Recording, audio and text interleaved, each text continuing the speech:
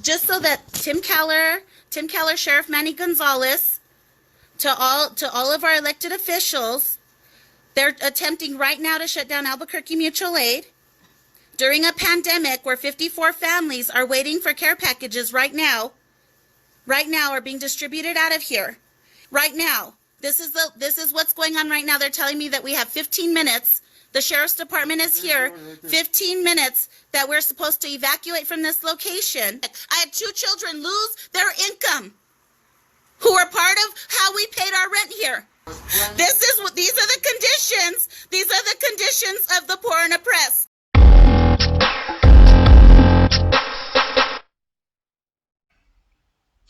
That scene you just saw was one of Albuquerque civil rights activist Selinda Guerrero, who was being served eviction papers and being ordered to leave the premises of her home that she was renting with her family. And this happened actually, the recording of that happened 2 weeks prior to me recording this right now. And she was probably one of the first, but she's not going to be the last. And we're going to explain why in this video.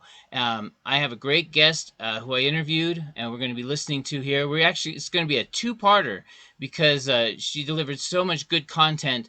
There are 2 completely different aspects of the whole eviction crisis that's looming for the United States, and especially in a place like New Mexico where people do not make a lot of income and are unemployed. So sit back, listen to my interview with Maria Guerrero from the New Mexico Center on Law and Poverty. Joining me today is Maria Griego, the Director of Economic Equity and Supervising Attorney for the New Mexico Center of Law and Poverty. Maria, thank you for coming on the Duopoly Report today. Thank you for having me, Steve. So this whole story started with an activist friend of mine and someone who's well known in the Albuquerque community, Selinda Guerrero, who was served eviction papers by the Bernalillo County Sheriff's Office, given 15 minutes to get her stuff out, and they were accompanied by the property manager who was changing the locks at the same time. Now, as I showed, when she got her camera out and started filming it all, they gave her 2 hours. The community rallied behind her. But this whole story leaves a lot of confusion. It was thought that during this time there was a moratorium on actually removing people from their houses. Is that true? Yeah, thanks, Stephen. What happened to Selinda is horrible. Let me just take a step back, if you don't mind. Go ahead. New Mexicans always deserve to have a roof over their head, and especially during a pandemic, when our state leadership has called on us, pleaded with us to stay home, stay safe, to protect ourselves and to protect our other community members. And so it's really important that New Mexicans have the assurance that they're going to be able to stay in their homes during the pandemic if they can't pay their rent. And unfortunately, we don't really have those assurances. So what happened is immediately after the pandemic, there were a few protections that came out. The first was at the federal level. So there was a federal rule that said if your landlord gets any type of a federal subsidy, like Section 8, or has a federally backed mortgage, like a mortgage with Freddie Mac or Fannie Mae, they can't even file an eviction before July 25th. And so I guess let me get that straight for people who are watching. When you say file an eviction, eviction doesn't actually mean you've been thrown out. That's just the process to start all of that, right?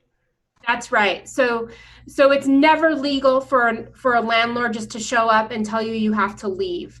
To be able to remove you from your home, a landlord must file a court case, an eviction case. So yes, so the federal rule said that landlords couldn't even file for evictions before July 25th if they get any type of a federal subsidy or have a federally backed mortgage. And the second rule was that this came from the state Supreme Court. It was an order saying that during the pendency of the public health emergency, landlords could still file their cases, but tenants could not be physically removed from their home. So a landlord might file an eviction case, and the judge might rule against the tenant, but there was a prohibition against physically removing tenants from their home. And that rule is still in place, and no one knows how long it will last. It's tied to the duration of the public health emergency.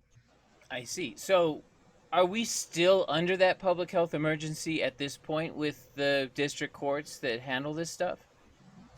We are. So as long as the governor says our state is under a public health emergency, that order exists and protects New Mexicans from being physically removed from their homes. Now, let me. So let me ask you this, which is, in the case, and it was stated that in that order from the Supreme Court that you did have to show up as a tenant and show why you couldn't pay, so that you could demonstrate that you're just not blowing your landlord off just for no reason at all. But even in the case of someone who doesn't show up and doesn't do that, so then the judge writes an eviction order, we're still under the order from the Supreme Court that says, the state Supreme Court, that says that you can't remove the people right now, right? Is that correct? Well, so you're right. The thing is you have to show up and you have to provide evidence of your inability to pay. So that's what's key with the state Supreme Court order. So you have to go to court and you have to give that evidence. If there's no evidence of your inability to pay, you don't have that protection. You don't have and there has been a lot of misinformation. So a lot of folks hear that there's this temporary rule that says you can't be evicted, and they think I don't have to go to court. And then you end up in a situation like Selinda, where you have to leave your home very quickly because the judge ruled against you. Right. So do you have any advice for tenants right now who are either haven't paid yet or are on the brink of not paying because they've just run out of money and there's nothing coming in? Are there steps that they should take right now to protect themselves? Yeah, so we're really hoping that the governor will act quickly to create some sort of assurance, like a rental assistance fund for tenants, so that if they are in a position where they can't pay their rent, that there will be a fund available to them so that they can, their landlords can apply and their rent can be paid and they have that assurance. But until that happens, and we really hope the governor will act to make that happen. But until that happens, there are a couple things that tenants really need to know.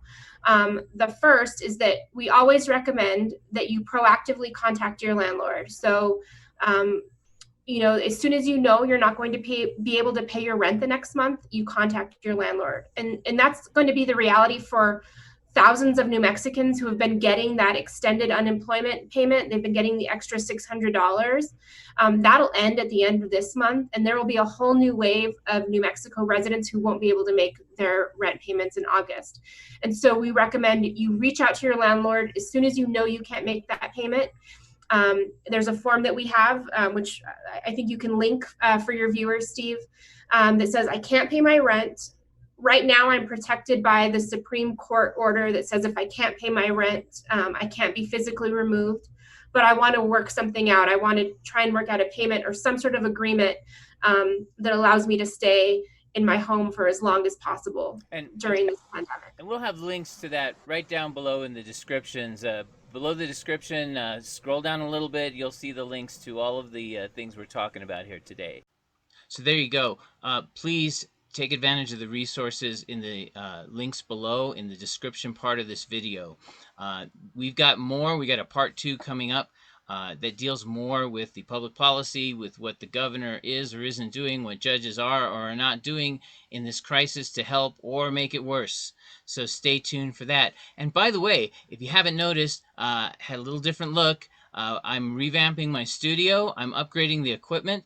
I've got a new logo over here, and there's more to come. We're really gearing up this channel. It's going to get a lot more serious, and we're going to put out more content. And as always, please, if you can, subscribe to my Patreon page and donate. There's some suggested donations per month, but you can donate however much you want per month. Also, use the Brave browser, and you can tip me through it with when you see the little Brave symbol with the blue check on it, and also just like, share, and subscribe my videos.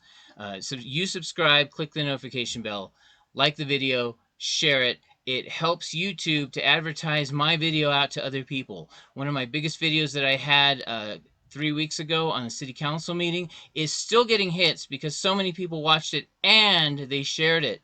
And so YouTube now is telling the whole world to share it. You are an instrumental part of making this channel successful, and I thank you for everything that you do.